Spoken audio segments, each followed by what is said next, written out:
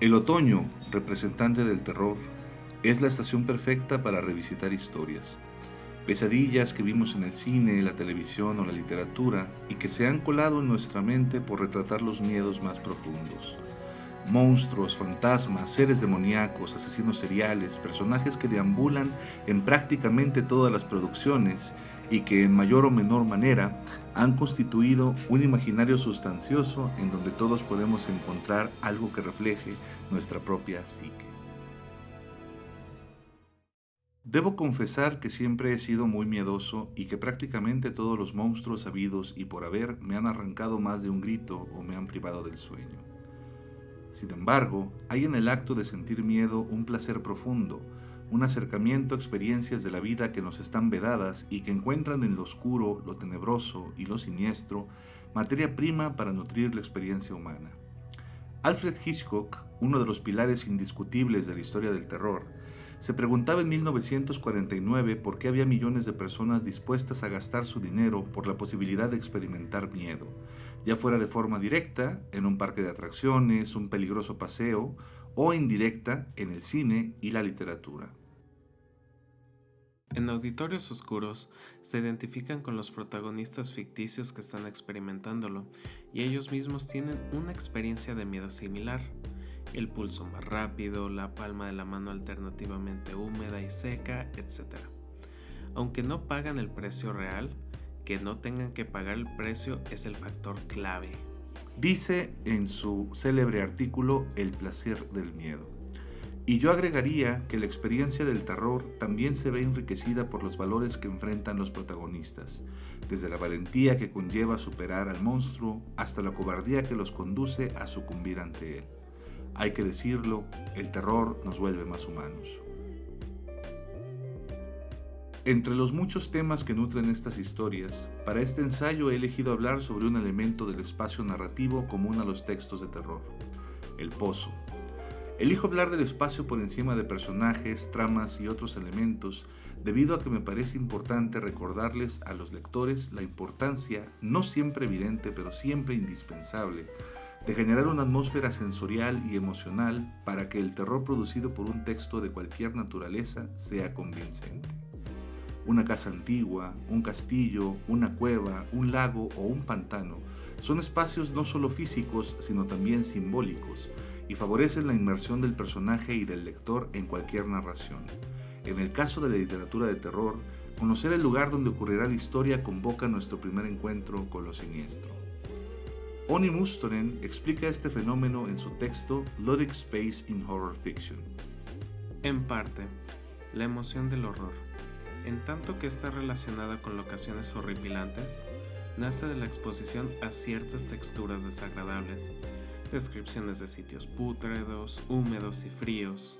En este tipo de ambientes, la vulnerabilidad del cuerpo se acentúa repetidamente a través de la descripción de su exposición a elementos desagradables.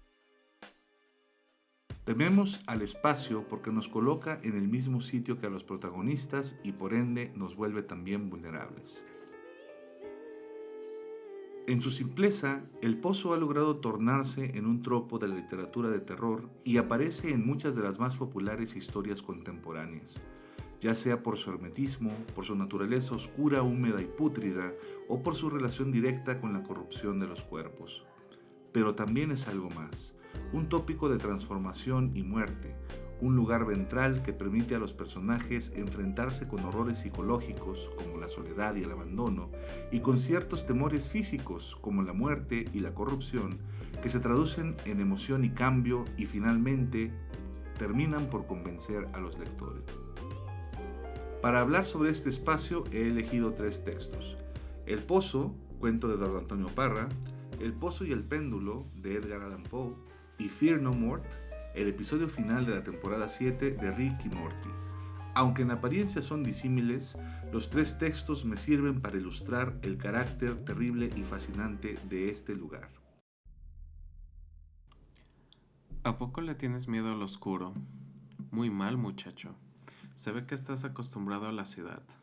Aquí las noches son largas, a veces hasta de 12 horas, y con ellas te enseñas a que lo malo es la luz, el sol, el desierto de día, Tales son las primeras líneas de El Pozo, cuento de don Antonio Parra. En este asistimos a una procesión de dos figuras peculiares. Al frente tenemos a un personaje sin nombre quien sirve de guía parlanchín a través de un camino agreste en la profundidad de la noche. Sabemos de él dos cosas. Es rengo debido a una fractura que sufrió en su juventud y no sanó. Y dos, es maestro en la escuela de un pueblo perdido en el desierto. Una tercera cualidad se nos informa hacia el final del relato. Lleva años madurando su venganza contra un viejo compañero de negocios, el mismo hombre que lo arrojó a un pozo de agua podrida para matarlo, destruyendo su futuro, su rostro y su pierna. Detrás de él avanza una figura silenciosa, juvenil, que va atada de una cuerda hacia un destino incierto. Tampoco tiene nombre, pero sabemos que va temeroso en contra de su voluntad, arrastrado por aquel Virgilio maléfico. Pronto comprendemos que se trata del hijo de aquel compañero de negocios y que su destino, aún incierto, solo puede ser funesto. Su aparición en el texto está marcada por la fatalidad. El muchacho había decidido ir al pueblo de su padre tras la muerte de éste, y en ese sitio fue capturado por el maestro y conducido al mismo lugar donde inició aquella rencilla. Un pozo de agua seco, o casi, pues en su interior se encuentra una mezcla de agua, sangre de animales muertos, ramas secas, entre otras visiones de un abismo mortal. Parra lo cuenta así. Poco a poco reconocí sobre lo que había caído. Eran ramas de árbol, huesos y hasta pedazos de animal a medio descomponer. La peste, al principio insoportable, fue disminuyendo conforme me acostumbraba a ella. Al cabo de un rato pude beber de esa agua densa, que por la desesperación ya no encontré tan nauseabunda. Hasta comí parte de la carne de animal que lleva varios días muerto. En su diccionario de símbolos, Juan Eduardo Cirlot expresa que el pozo es un símbolo cristiano que denota la salvación.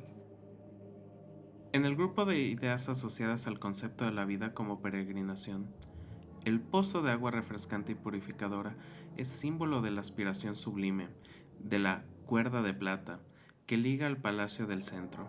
El hallazgo simbólico del pozo es, en consecuencia, signo anunciador de sublimación. El pozo es, en su esencia, un hallazgo benigno, pues se asocia con el agua, con la vida y con la purificación. Para los personajes de Parra, la idea inicial del pozo era también esto: el final de una procesión a través del desierto y el encuentro con el agua, o al menos lo era hasta que llegan hasta él y se dan cuenta de que el pozo está podrido, que el agua del fondo es veneno y que la visión salvadora en realidad es una celda para quien no vea venir la traición del amigo.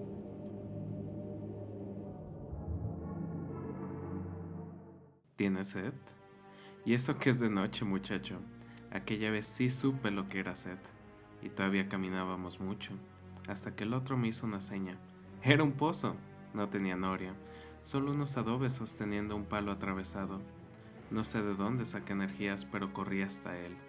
Me recibió una pestilencia insoportable, una mezcla de agua podrida y animales muertos. Comencé a llorar de la desesperación, a la orilla de ese pozo infecto, rogándole a Dios que ya me matara de una vez por todas. Acierta Parra en subvertir la naturaleza del pozo y en crear, a partir de su purificación, un sitio que refleja distintas facetas de la muerte. Porque la cercanía con la fatalidad también purifica. Ante la confrontación con el terror, los personajes sufren una catarsis que les permite transformarse, aprender de qué están hechos y enfrentar, cuando es posible, a su adversario, sea este un monstruo, un fantasma, un fenómeno natural o un producto de su propia psique. En el pozo aprendí muchas cosas, sobre todo la paciencia. ¿Sabes lo que es ser el único habitante en el mundo durante más de 10 días? Tienes todo el tiempo que quieras para conocerte, para odiarte, para controlarte y, finalmente, para aceptarte. Te tomas cariño, ternura, te das lástima. Después lo comprobé. Fueron 12 días los que estuve dentro, en esa oscuridad bendita que aprendí a apreciar, cubierto por esas paredes heladas y viscosas, erguidas 4 metros sobre mí para protegerme del sol. No miento si aseguro que también tuve ratos felices, momentos interminables de paz. Después de su estancia en el pozo, luego de que el personaje atraviesa las distintas etapas del duelo, ocurre en él otro tipo de sublimación, aquella que resulta de mirar al abismo directamente y saberse observado por él. De ese cambio le viene la claridad, o por lo menos la paciencia para esperar el tiempo que sea necesario hasta consumar su venganza.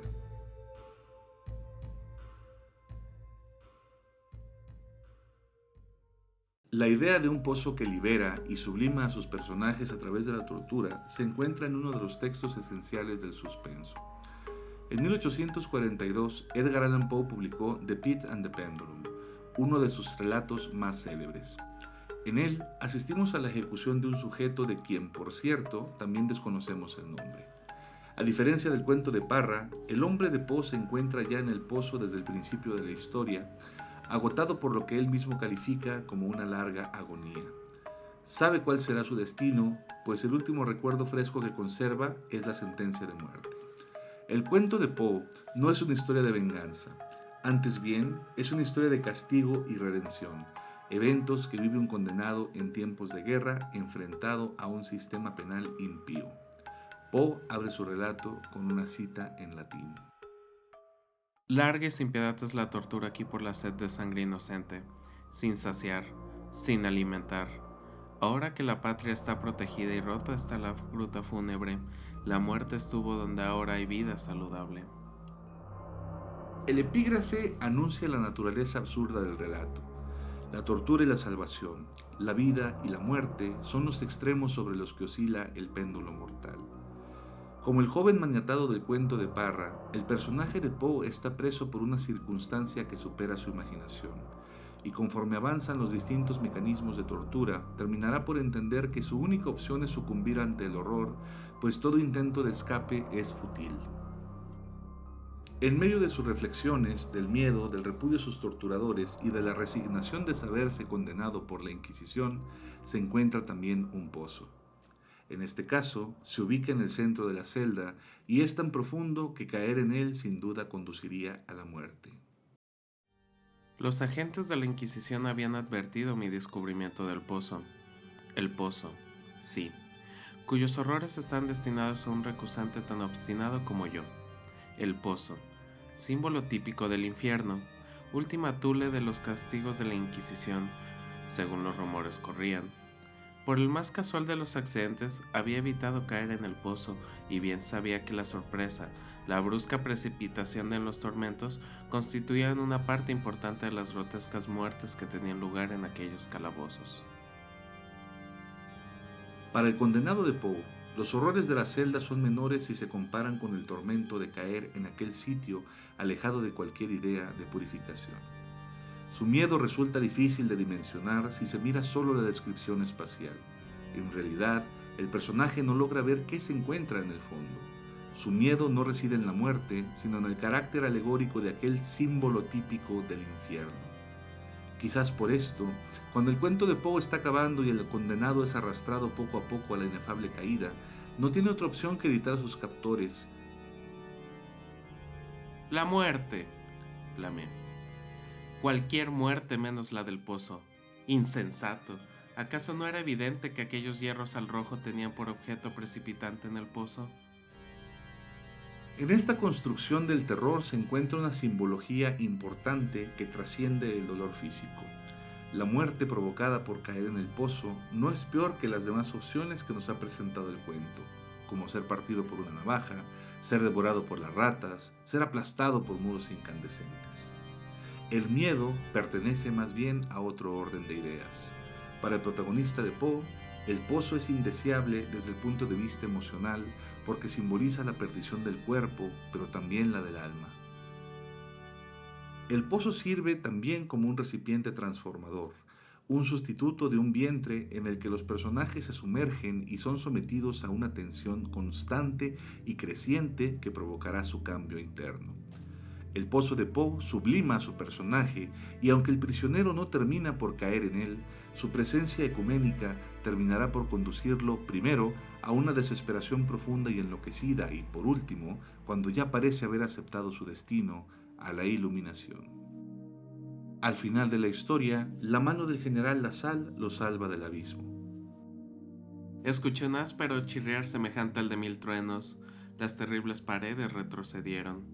Una mano tendida sujetó mi brazo en el instante en que, desmayado, me precipitaba al abismo. Era la del general LaSalle. El ejército francés acababa de entrar en Toledo. La Inquisición estaba en poder de sus enemigos. Con esto, el personaje ha superado la prueba de sus torturadores y su metamorfosis redentora queda completa.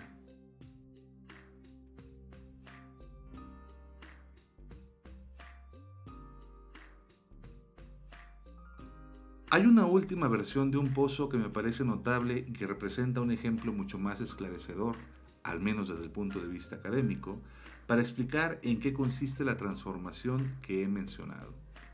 En el último capítulo de la más reciente temporada de Rick y Morty, titulado Fear No More, vemos a los célebres protagonistas en un carnaval del terror que ocurre en algún planeta no determinado. Rick y Morty parecen aburridos, pues se enfrentan a monstruos poco convincentes. This carnival of nightmares used to be scary, right? We've seen too much. Exclama Rick, para explicarle a Morty por qué aquellos horrores convencionales ya no tienen efecto en ellos. En este punto, son abordados por un individuo peculiar, quien lleva la indumentaria de un ejecutivo y les vende una atracción de horrores a la antigua, un sitio especial para gente como ellos, quienes tienen pocos horrores reales por conquistar. El hombre los conduce de regreso a la Tierra, hacia el estacionamiento de un restaurante de la célebre cadena Denny's. Rick y Morty, por supuesto, no parecen convencidos, pero pronto son guiados a uno de los baños del local, en donde se encuentra la atracción principal, el pozo. Como su nombre lo indica, el pozo no es más que un hueco oscuro en el piso que, por fortuna, viene con un video en VHS con instrucciones titulado How to Hole. Hi, welcome to the hole. Here's how it works. You jump in, the hole manifests your greatest fear. You conquer that fear and come out, well, fearless. And you get your picture on the wall. What does the hole get out of it? Well, you know those fish that nibble dead skin off your feet? Yeah, the hole's kind of like that. It eats fear. You win, it wins. Have fun and enjoy the hole. Desde su explicación, el misterioso promotor del pozo se tiende sobre el mismo hilo conductor de las demás historias.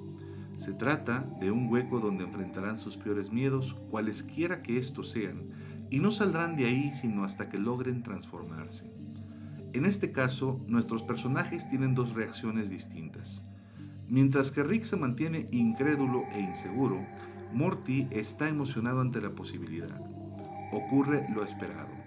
Ante la impavidez de Rick, Morty corre y se arroja con desesperación al fondo del pozo.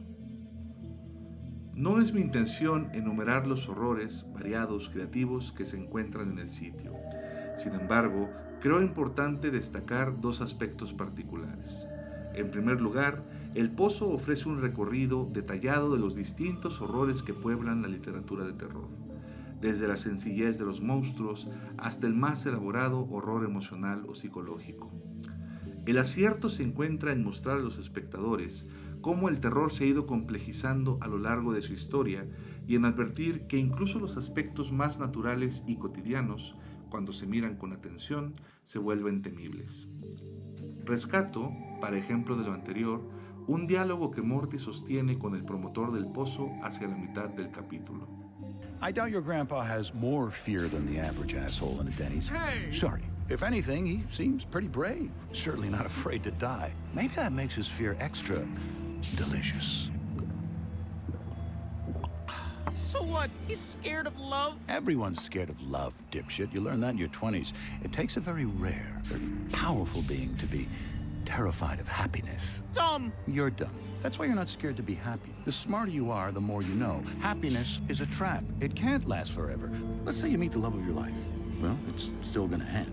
It's inevitable, whether by the slow pull of a disease or the shock of loose footing on a hiking trail, whether it be the corrosion of two personalities that reshape each other until they're incompatible. Or maybe the old stranger in a bar who says the things that need to be said to that person that night. The point is, happiness always ends. Best case scenario, think about this. Best case is that you die at the same time. Yikes. Más allá de los monstruos, de los fantasmas, de las heridas físicas, las arañas, el terror que promete aquel pozo en el Denis es plenamente emocional, y quizás en eso radica su eficacia. Habla directamente a un miedo profundo que los espectadores, o la mayoría de nosotros, es capaz de comprender. ¿O acaso alguien puede nombrar una felicidad que no sea perecedera? Es notable también que en el fondo de la experiencia del pozo está la idea de la transformación. El hoyo no solo promete a Rick y Morty la posibilidad de experimentar un terror más grande que cualquier otro que hayan sentido antes, sino que también ofrece la posibilidad de conquistarlo y por ende transformarse en una mejor versión de sí mismos. Por esto, no es de extrañar que quien decida vivir la experiencia sea Morty, debido a que Rick, omnisciente y omnipotente, no tiene ninguna necesidad de cambiar, o al menos él está convencido de esto.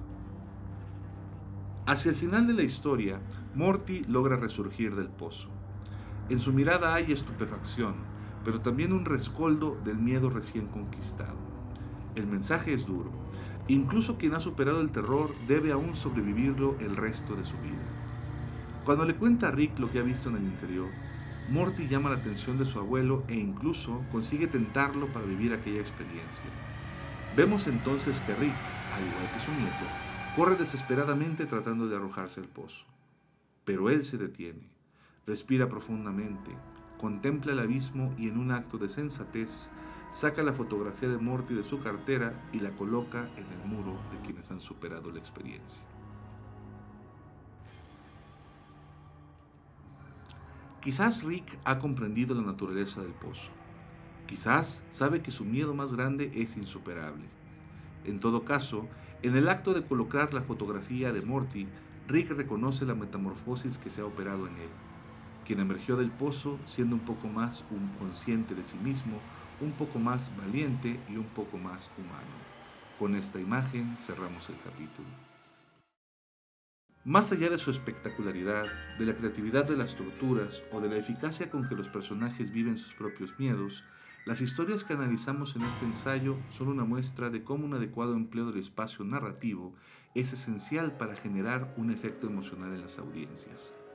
Desde el terror psicológico de Poe hasta el terror sensorial de Parra o el terror emocional de Rick y Morty, los escenarios de la literatura favorecen la producción de tensión y finalmente comunican el miedo de los personajes a los lectores. El pozo es, quizás, uno de los lugares más simples, pero en su simpleza se encuentra también un recordatorio de que los miedos más profundos que se albergan en nuestra mente son así, pequeños vistazos a un abismo que, en su extrañeza, nos muestra un reflejo de nuestro interior que está en constante proceso de corrupción.